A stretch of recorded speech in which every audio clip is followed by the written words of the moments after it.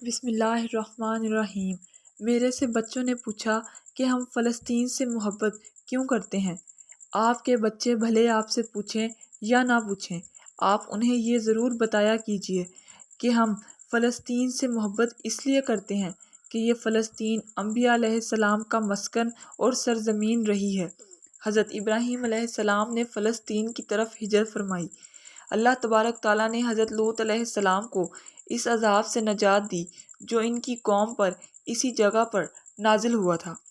حضرت داؤد علیہ السلام نے اسی سرزمین پر سکونت رکھی اور یہیں اپنا ایک محراب بھی تعمیر فرمایا۔ حضرت سلیمان علیہ السلام اسی ملک میں بیٹھ کر ساری دنیا پر حکومت فرمایا کرتے تھے۔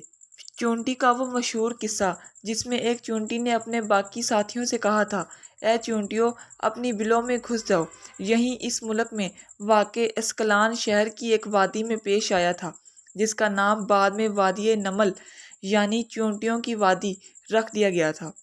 حضرت زکریا علیہ السلام کا محراب بھی اسی شہر میں واقع ہے۔ حضرت موسیٰ علیہ السلام نے اسی ملک کے بارے میں اپنے ساتھیوں سے کہا تھا کہ اس مقدس شہر میں داخل ہو جاؤ۔ انہوں نے اس شہر کو مقدس، اس شہر کے شرک سے پاک ہونے اور انبیاء علیہ السلام کا مسکن ہونے کی وجہ سے کہا تھا۔ اس شہر میں کئی معجزات وقوع پذیر ہوئے جن میں ایک کنواری بی بی حضرت مریم کے بطن سے حضرت عیسیٰ علیہ السلام کی ولادت بھی ہے۔ حضرت عیسیٰ علیہ السلام کو جب ان کی قوم نے قتل کرنا چاہا تو اللہ تبارک تعالیٰ نے انہیں اسی شہر سے آسمان پر اٹھا لیا تھا۔ ولادت کے بعد جب عورت اپنی جسمانی کمزوری کی انتہا پر ہوتی ہے، ایسی حالت میں بی بی مریم کا کھجور کے تنے کو ہلا دینا معجزہ الہی ہے۔ قیامت کی علامات میں سے ایک حضرت عیسیٰ علیہ السلام کا زمین پر واپس تشریف اسی شہر کے مقام سفید مینار کے پاس ہوگا۔ اسی شہر کے ہی مقام لد پر حضرت عیسیٰ علیہ السلام مسیح دجال کو قتل کر دیں گے۔ فلسطین ہی ارض محشر ہے، اسی شہر سے ہی یاجوج ماجوج کا زمین میں قتال اور فساد شروع ہوگا۔ فلسطین کو نماز کی فرضیت کے بعد مسلمانوں کا قبلہ اول ہونے کا اعزاز بھی حاصل ہے۔ ہجرت کے بعد حضرت جبرائیل علیہ السلام دوران نماز ہی حکم ربی سے آقا علیہ السلام کو مسجد اقصیٰ سے بیت اللہ کی طرف لے گئے۔ جس مسجد میں یہ واقعہ پیش آیا وہ مسجد آج بھی مسجد قبلہ تین کہلاتی ہے۔ حضور اکرم صلی اللہ علیہ وسلم معراج کی رات آسمان پر تشریف لے جانے سے پہلے مکہ مکرمہ سے یہاں بیت المقدس لائے گئے۔ سرکار دو عالم صلی اللہ علیہ وآلہ وسلم کی اقتداء میں انبیاء علیہ السلام نے یہاں نماز ادا فرمائی۔ اس طرح فلسطین ایک بار پھر سارے انبیاء کا مسکن بن گیا۔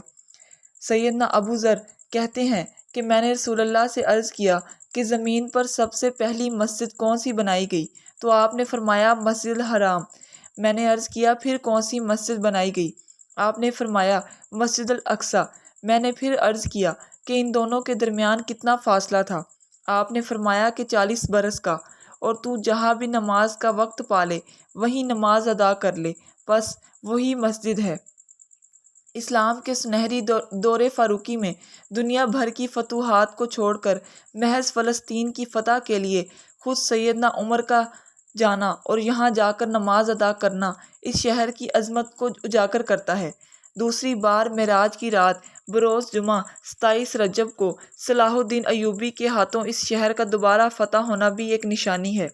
بیت المقدس کا نام قدس قرآن سے پہلے ہوا کرتا تھا۔ قرآن نازل ہوا تو اس کا نام مسجد اقصیٰ رکھ دیا گیا۔ قدس اس شہر کی تقدیس کی وجہ سے ہے جو اسے دوسرے شہروں سے ممتاز کرتی ہے۔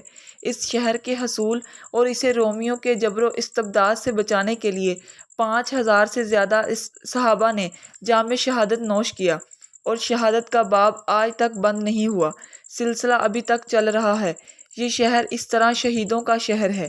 فلسطین کی عظمت کا اندازہ اس بات سے بھی لگایا جا سکتا ہے کہ یہاں پر پڑھی جانے والی ہر نماز کا اجر 500 گنا بڑھ کر دیا جاتا ہے۔